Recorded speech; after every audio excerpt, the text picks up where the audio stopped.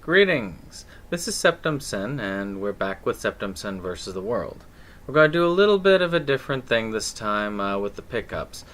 Jacob can't be here with us this week, but we will have him back next week, and we'll do things back in the same old formula. But before that, I want to try and keep some regular video uploads going, so I wanted to talk briefly, do a brief pickup run through, just so I can actually, as I said, keep the channel going. So I'm going to start with a couple of things that I did pick up over the last week. So this first thing is one I've been really wanting to get. I'm actually a big Ernest fan, which is kind of a thing. But so I have all the movies, but I do not have his first movie. Well, I did not until recently, which is Dr. Otto and the Gloom Beam.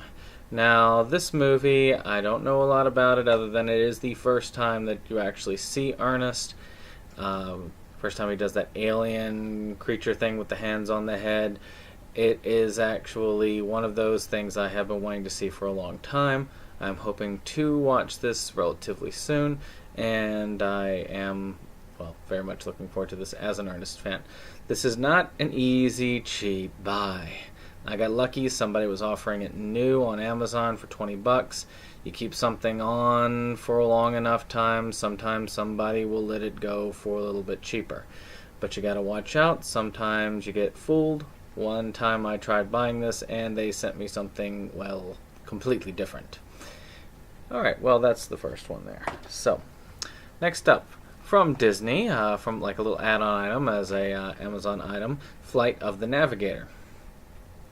Now this one is something that's, reliving my childhood. It's been out for a while, very cheap, like under $5 over at Amazon.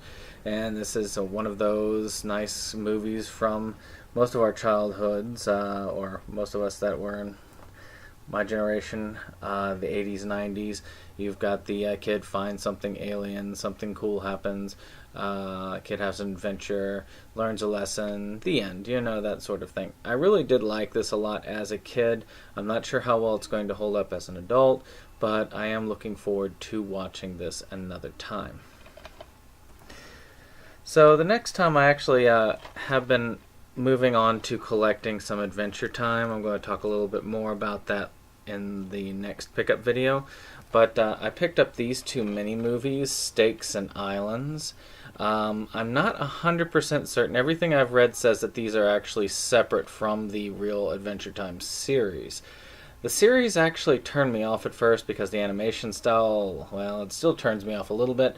But I did get into it a while back, watched them on Hulu, and fell in love with the actual story, the characters, and in general found it highly entertaining. I would definitely recommend you try it out on Hulu first, see what you think. The art style can be a bit bothersome, so I would definitely check this out first. These two, again, pretty cheap. Got them $5 a piece on Amazon at the time. I think they're running about $10 now. Good things to try and start out on a collection. Alright, so the next ones are going to be Studio Ghibli titles, a couple of those. I do love Studio Ghibli. I've got pretty much all the movies released in America. I had upgraded because some of these are actually pretty cheap. One of such is Howl's Moving Castle. This one was released by Disney and has been quite cheap, under 10 bucks cheap. And that's worth definitely upgrading to Blu-ray. Any Studio Ghibli film is worth a Blu-ray upgrade. Disney does a wonderful restoration on the films, and you really just can't go wrong with this sort of thing. Now, on the other one is Castle in the Sky.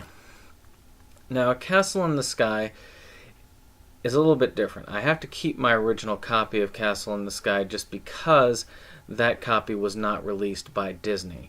And Disney decided to mess a little bit with the dub. They used mostly the original dub, but they cut pieces off. They tried to make it more like the Japanese. They cut off some of the songs that were done. This does bother me a little bit, so I am going to make sure that I keep it. I'm actually one of those people who does listen to the dubs when it comes to English dubs, and well, this is one of those. But I do want to see it upgraded. This is a beautiful film, probably one of my favorite Studio Ghibli films, and is worth having. Again, around 10 bucks. Alright, so this next one, which is an Indiegogo starter and somebody that is on the page, which is the Gaming Historian. Now, I found this. I've actually enjoyed this series from what I've seen. As you can see, I've got a little signature on there. You can actually still go to his Indiegogo campaign to do this. I'm going to provide a link to his YouTube channel because he does do a nice YouTube channel. It's very interesting. You get to hear about backgrounds of certain systems. This gives you a smattering of those episodes. I really could go on about this series for a while.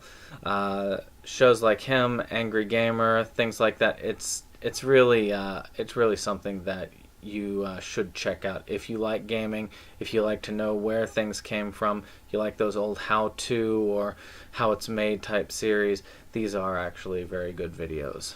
Definitely worth a watch. So that's actually it for this time around. Keeping it short this time. I'm hoping to strike up another video sometime in the future. I have been wanting to actually do a DVD movie review. I'm not sure what number it is. I have to go check my blog to find out. And that's going to probably be on Journey Quest because I've been wanting to do that for a while. So y'all need to stay tuned and like and subscribe. As I said, I'm hoping to get to 10 subscribers. I get 10 subscribers, I will do a room tour and hopefully get more subscribers at that point. So thank you very much, and I hope you all have a nice day.